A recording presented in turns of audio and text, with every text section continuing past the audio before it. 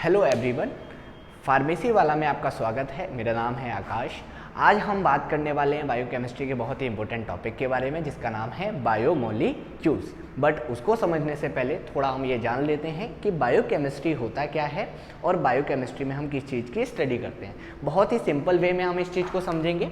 सबसे पहले बायोमोलिक्यूल्स को समझाने से पहले हमें ये समझना ज़्यादा इंपॉर्टेंट है कि हम जिस सब्जेक्ट को पढ़ रहे हैं उस सब्जेक्ट में हम किस किस चीज़ की स्टडी करने वाले हैं। तो बेसिक टर्म हम बात करेंगे किसकी, बायोकेमिस्ट्री की। तो व्हाट इज़ बायोकेमिस्ट्री, बहुत जनरल टर्म है, बहुत सिंपल सा टर्म है कि बायोकेमिस्ट्री क्या होती है। बट जब भी हम केमिस्ट्री का नाम सुनते हैं तो हमारे माइंड में क्लिक चीज़ करती है, वो क्या होता है कि यार केमिस्ट्री यानी मतलब बहुत टफ होगा। ऐसा कुछ भी नहीं है, समझना। सबसे पहले एक चीज़ समझना, एक टर्म आपने सुनी होगी जिसे बोलते हैं, आपने सुना होगा सफिक्स और प्रीफिक्स। पहली चीज़, इसी को अगर मैं हिंदी में बात करूं तो मैं क्या बोल सकता हूं, प्रत्यय और उपसर्ग। सभी ने सुना है, बात समझना।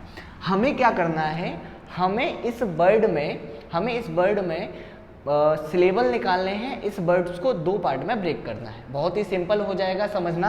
अभी जैसे मुझे नहीं पता कि बायोकेमिस्ट्री का मतलब क्या होता है, तो हम क्या कर सकते हैं, इस टर्म को ब्रेक कर देते हैं। कैसे? जैसे फर्स्ट टर्म मैंने ब्रेक कर दिया, किसमें, बायो और केमिस्ट्री। Is it clear? तो बायो आपका अलग हो गया, केमिस्ट्री आपका अलग हो गया, पहला पॉइंट। सेकंड चीज आप देखेंगे, अभी मुझे बायो से कुछ भी नहीं करना, मुझे बायो से कोई भी कॉन्सेप्ट नहीं लेना। हमें अभी किस चीज को समझना है, सबसे पहले केमिस्ट्री को। तो बायो मैंने हटा दिया, क्लियर है, यहां से मैंने इसको रिमूव कर दिया। अब नेक्स्ट चीज, केमिस्ट्री क्या होती है। सिंपल सा लॉजिक है, सर बायोकेमिस्ट्री नहीं पता, अब केमिस्ट्री आप पूछ रहे हैं, तो केमिस्ट्री क्या होती है। अब इसमें भी सर क्या कर सकते हैं, इसमें भी हम क्या कर सकते हैं, इस केमिस्ट्री वर्ड को दो पार्ट में ब्रेक कर दो। कैसे? सबसे पहले कैम और स्ट्री। Is it clear? कैम और स्ट्री। अब दो टर्म हमारे पास आ गए, पहला आ गया कैम प्लस दूसरा टर्म आ गया स्ट्री। ठीक है, तो सर कैम और स्ट्री, अभी तक तो एक ही टर्म था केमिस्ट्री, अब तो सर आपने दो टर्म रख दिए, अब तो और नहीं पता। अभी सिंपल सा समझना, अब हमें क्या करना है, हमें अपनी थ्योरी को ट्रांसफॉर्म करना है। मीन्स हार्ड वर्ड जो हैं आपके, जो वर्ड स्पेसिफिक दिए हुए हैं, उन्हीं से कोरिलेटेड वर्ड्स को हमें क्या करना है, इसको उस वर्ड्स में कन्वर्ट करना है। कैसे? समझना। केमिस्ट्री का मतलब क्या होता है, केमिस्ट्री का मीन्स याद रखना। फॉर एग्जाम्पल में कैसे, कंपोजिशन, ऐसे याद रखना। कैम का मीन ऐसे याद रखना, क्या, कंपोजिशन। तो याद रहेगा, कैम का मीन याद रहेगा कंपोजिशन।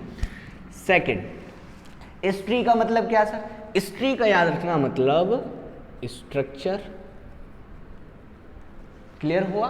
तो कैम का मीन हो गया सर कंपोजिशन और स्ट्री का मीन हमने क्या समझा, स्ट्रक्चर। अब इस दोनों टर्म को हम मिला देंगे तो जनरल डेफिनेशन बन जाएगा। कैसे? अब हम इसमें थोड़ा सा एक जनरल टर्म डेफिनेशन बनाने के लिए हम क्या करेंगे कि कंपोजिशन और स्ट्रक्चर को मैं अगर जनरल डेफिनेशन में बताऊं तो कैसे बोल सकते हैं, द स्टडी ऑफ, अभी क्या करना है, सिंपल सा लॉजिक लगाना है, द स्टडी ऑफ composition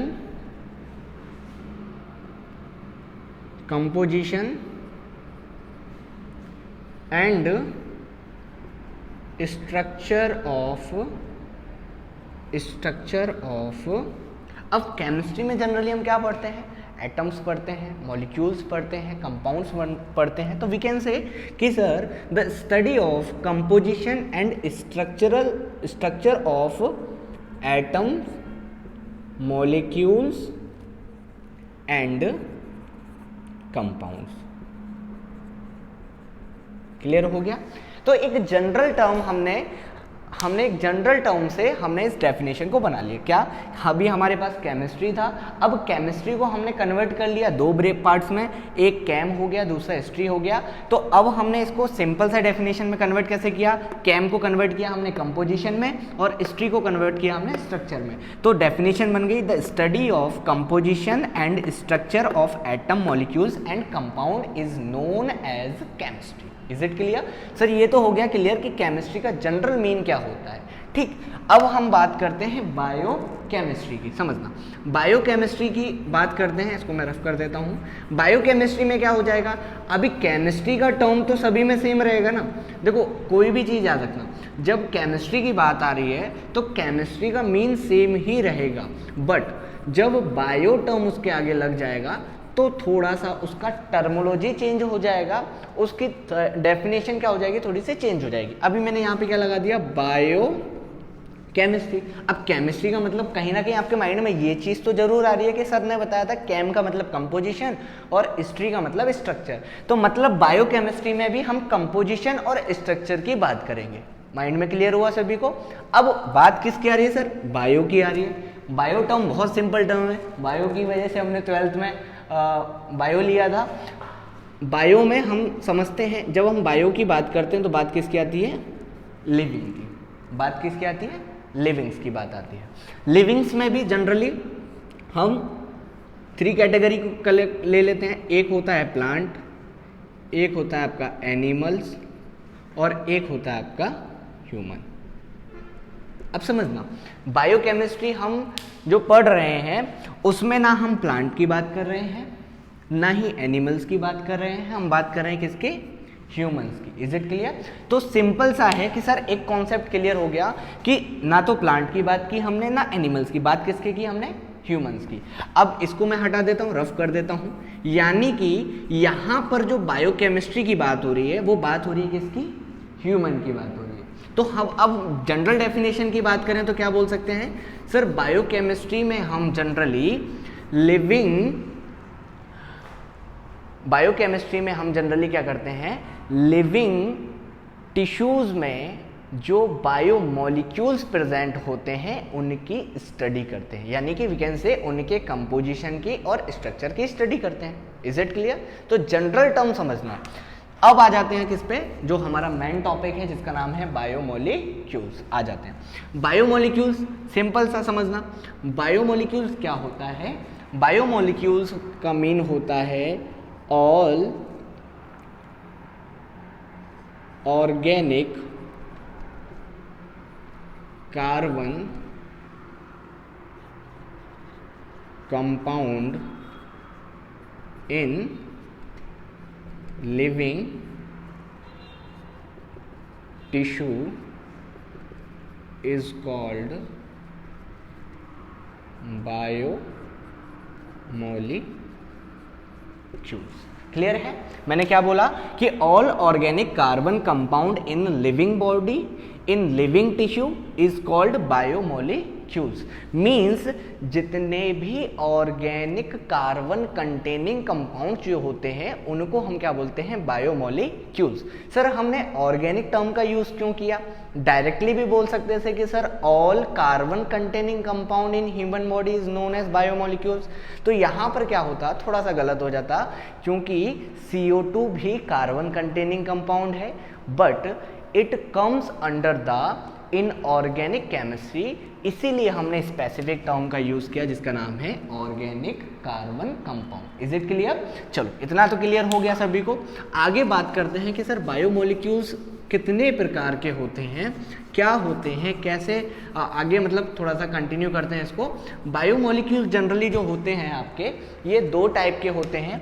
एक होता है आपका जिसको बोलते हैं मैक्रो बायोमोलिक्यूल्स। क्लियर हो गया?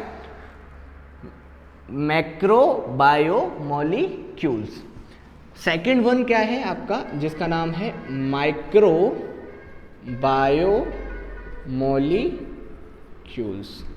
सो फर्स्ट हो गया मैक्रो बायोमोलिक्यूल्स एंड सेकेंड हो गया माइक्रो बायोमोलिक्यूल्स। अब डिफरेंस क्या है सर, डिफरेंस कैसे हम आइडेंटिफाई करते हैं समझना। डिफरेंस करेंगे इनके वेट के अकॉर्डिंग।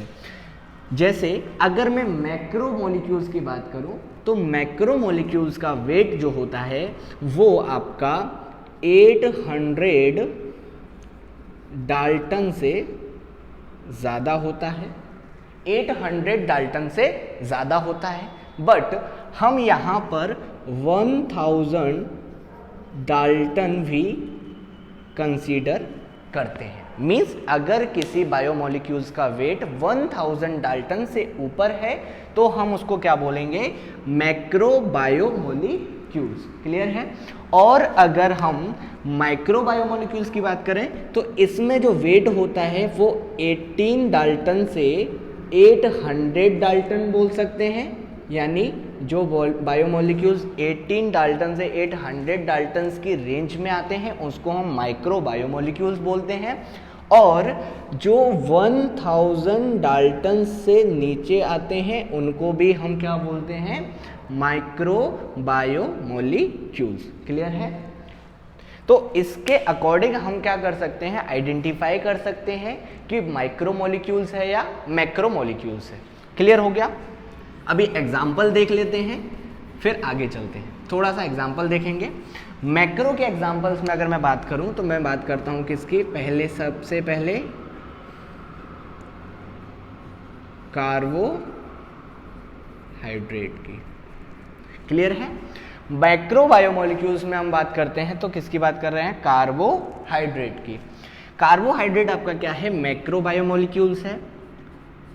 प्रोटीन आपका क्या है, प्रोटीन आपका है मैक्रो बायोमोलिक्यूल्स, और न्यूक्लिक एसिड आपका क्या है, न्यूक्लिक एसिड आपका क्या है, ये भी आपका मैक्रो बायोमोलिक्यूल्स। अब अगर मैं आपसे पूछूं, फॉर एग्जांपल एक एग्जांपल आपसे पूछ लेता हूं कि कार्बोहाइड्रेट को हम मैक्रो बायोमोलिक्यूल्स क्यों बोल रहे हैं, तो कहीं ना कहीं आपके माइंड में ये बात आनी चाहिए कि सर चूंकि अभी आपने हमें बताया था कि मैक्रो बायोमोलिक्यूल्स का मतलब जिनका वेट 1000 डाल्टन से ऊपर होता है, मीन्स ज़्यादा होता है, यानी कि कार्बोहाइड्रेट, प्रोटीन और न्यूक्लिक एसिड्स का जो वेट है वो 1000 डाल्टन से ज़्यादा है। क्लियर हो गया।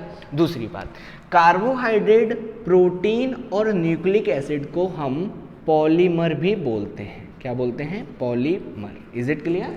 हम इसको पॉलीमर भी बोलते हैं क्योंकि कार्बोहाइड्रेट्स, प्रोटीन और न्यूक्लिक एसिड जो होते हैं वो सेम यूनिट की रिपीटेबिलिटी से भी आपके फॉर्म्ड होते हैं, बनते हैं। क्लियर हो गया।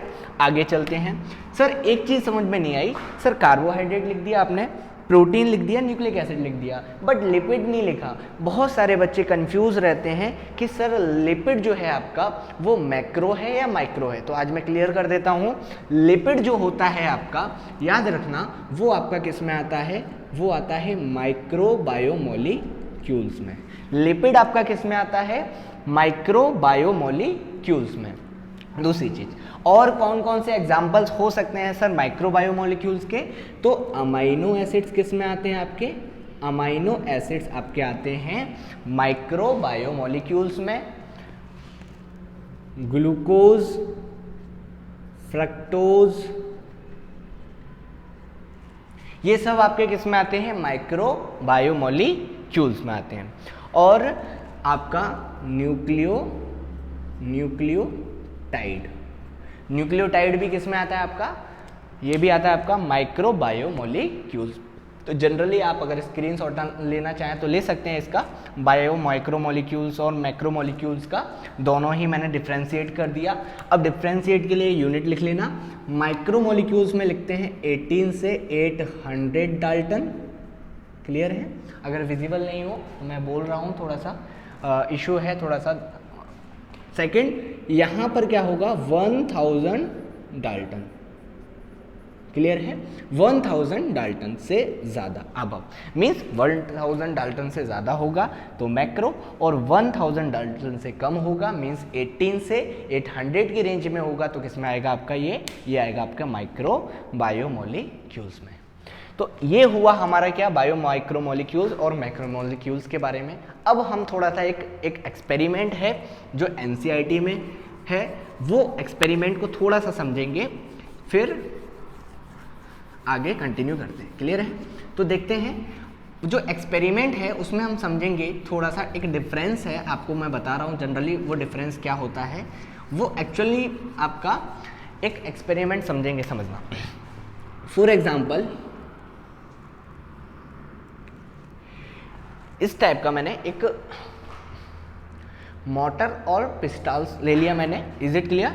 इसमें मैंने क्या किया समझना, जो आपके घर में जनरली होता है ना, जिसे आप खलबत्ता बोलते हो, जिससे मसाले वगैरह पीसते हो, फॉर एग्जांपल वो ले लिया। क्लियर है? तो यहाँ पर समझना। अच्छा मुझे एक चीज़ बताना कि नॉनवेज कितने हैं और वेज लोग कितने हैं, है ना। जनरली मैं आप लोगों को सुन नहीं पाऊँगा, बट नो इशू, कोई इशू नहीं है।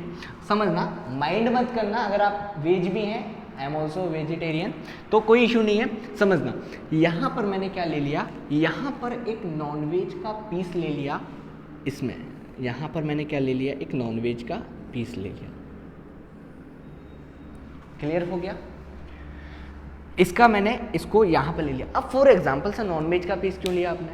नॉनवेज का पीस इन द सेंस मैंने क्या लिया है, मैंने एक किसी पर्टिकुलर टर्म में अगर मैं बोलूँ तो मैंने क्या लिया है, मैंने कार्बोहाइड्रेट लिया है, मैंने प्रोटीन लिया है, मैंने लिपिड लिया है और मैंने न्यूक्लिक एसिड लिया है। बात समझ में आई? अब समझना कैसे। मैंने इसमें क्या ले लिया है, एक लेग पीस ले लिया फॉर एग्जाम्पल।